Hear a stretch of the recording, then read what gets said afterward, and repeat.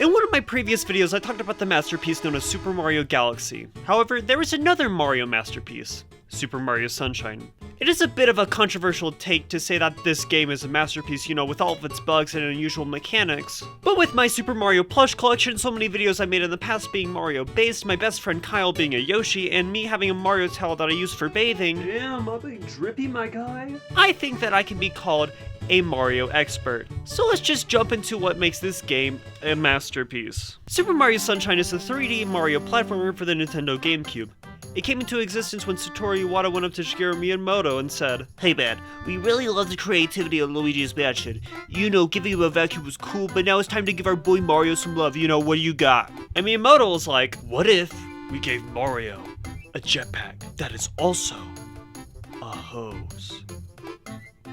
What? The basic premise of Super Mario Sunshine is that Mario and Peach are going on vacation at Isle Delfino when they are stopped by this gross goo that is covering their runway. Mario then finds Flood, otherwise known as a flash liquidizer ultra-dousing device. I hope to be of assistance. And uses it to clear the runway of its goo, but then immediately gets arrested. This is because they believe Mario was the one causing this havoc. This obviously isn't true, but it doesn't matter because they still put him on parole to have him clean the whole island until it looks better than it did before. And so he does it because otherwise, he'd be stuck in prison for God knows how long. Over the course of the game, we find out who is really behind this. Bowser and his son, Bowser Jr. Bowser trusted his son with a magical paintbrush that can cause vandalism unknown to man. To do this, Bowser Jr. puts on a disguise that looks just like Mario, otherwise known as Shadow Mario. Learning this, Mario must put a stop to the two so he and Peach can finally have the vacation they planned. The premise is simple, like most Mario games, but it's great. You don't need to have a huge timeline to explain it like Kingdom Hearts, or play hundreds of hours just to get the full story like Persona 5. It's a fun game that 5-year-old Timmy can love, but also the 30-year-old basement dweller can enjoy. However, that's not all what makes this game great.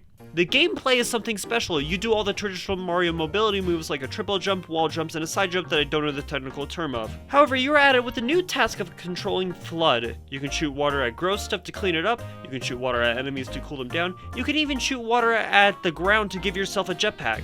It's pretty cool. However, sometimes the game throws a wrench into your situation by taking away Flood and you have to play without it. It's a nice change of pace so that the new mechanic doesn't get too old. The game is fun and nice to play, but it doesn't overstay its welcome. There are 120 missions that you can do where you can collect shine sprites, this game's version of stars, but you only have to do 90 to be able to defeat the final boss, which is Bowser, obviously.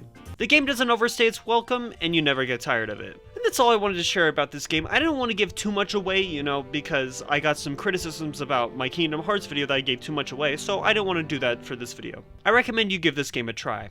It's a fun Mario classic for ages to come. This game is for everyone, like the box says, and I know that this game will stand the test of time.